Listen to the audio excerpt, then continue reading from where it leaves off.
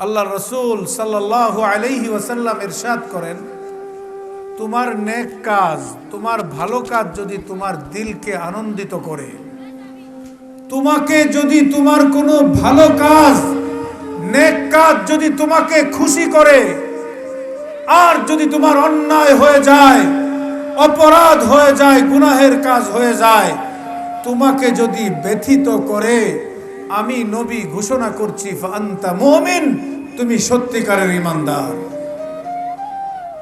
আজকে আমরা যারা আসছি, আমরা যদি সত্যিকার অর্থেই খুশি হয়ে থাকি, আনন্দিত হয়ে থাকি, দিলের মধ্যে যদি পুলক জাগে যে আমাকে আল্লাহ কোরআনের মাহফিলে এনেছেন, কোরআন সুন্নাহর কথা আমি শুনছি, কোরআন সুন্নাহর আলোকে নিজের জীবন গড়ব, পরিবার গড়ব, সমাজ গড়ব, কোরআন সুন্নাহর রাজ আমি কায়েম করব, এই উদ্দেশ্যে যদি আমি আসি আর বসে থাকি, কোরআন সুন্নাহর কথা শুনি, আনন্দিত হয়ে থাকি, আমি নবীর কথা অনুযায়ী বলছি আমি সত্যিকারের ঈমানদার।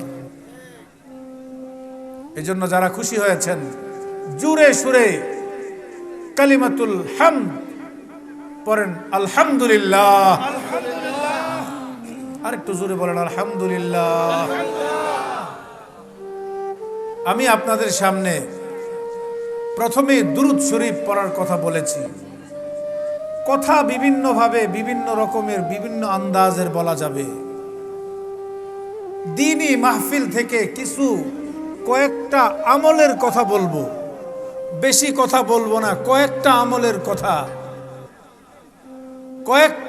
দুইটা ব্যক্তিগত আমলের কথা বলবো, আর তিনটা সামাজিক অবক্ষয় যে সকল কারণে হয়, এই তিনটা কারণ কোরআন থেকে বলবো। এই কথা বলেই শেষ করব। প্রথমেই দুরূদ শরীফ পড়ার কথা আপনাদেরকে আমি বলেছি। আল্লাহর রাসূল সাল্লাল্লাহু আলাইহি ওয়াসাল্লাম রাহমাতুল লিল আলামিন, আমাদের জন্য আল্লাহর পক্ষ থেকে রাহমত হিসাবে দুনিয়াতে এসেছেন।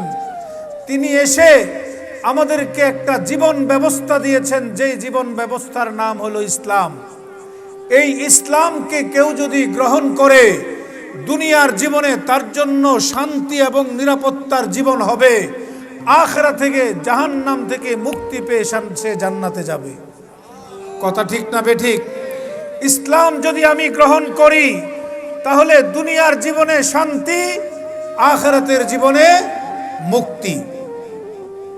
ইসলাম ছাড়া অন্য কোনো কিছু যদি আমি গ্রহণ করি, ব্যক্তি জীবনে গ্রহণ করলেও আমার শান্তি আসবে না, সামাজিক জীবনে গ্রহণ করলেও শান্তি আসবে না, রাষ্ট্রীয় জীবনে ইসলাম ছাড়া অন্য কোনো জীবন ব্যবস্থা গ্রহণ করলে শান্তি আসবে না।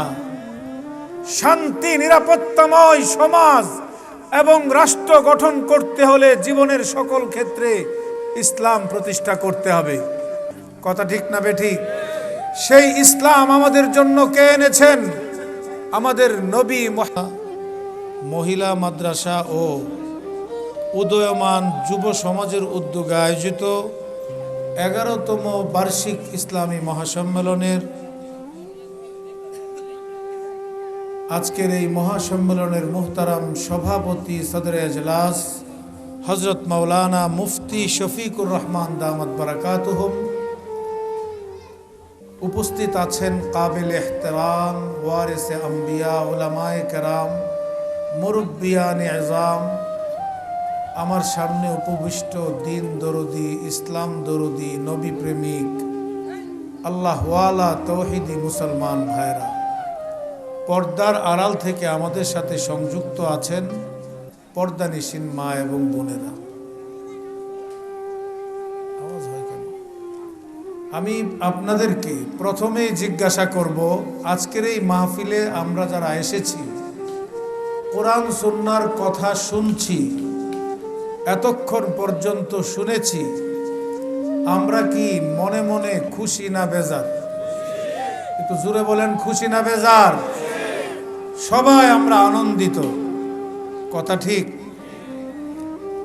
কথা শোনার আগে আপনাদেরকে আমি একটু অনুরোধ করব, ফাঁক ফাঁক হইয়া বসলে মধ্যের জায়গাগুলোতে শয়তান বসে, এই জন্য একটু কাছাকাছি আসেন। অল্প মানুষ হোক, কথা হবে খুবই মুখতাসার, রাত অনেক হয়ে গেছে,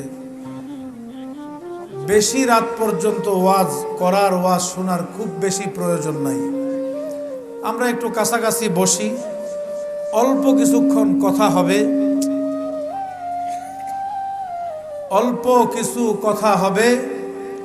কথা তো একটাই, যদি আমি শুনি মনোযোগের সাথে, আর যদি আমার দিল এটাকে গ্রহণ করে নেয়, আমার জিন্দেগির হেদায়েতের জন্য একজনের একটা কথাই যথেষ্ট।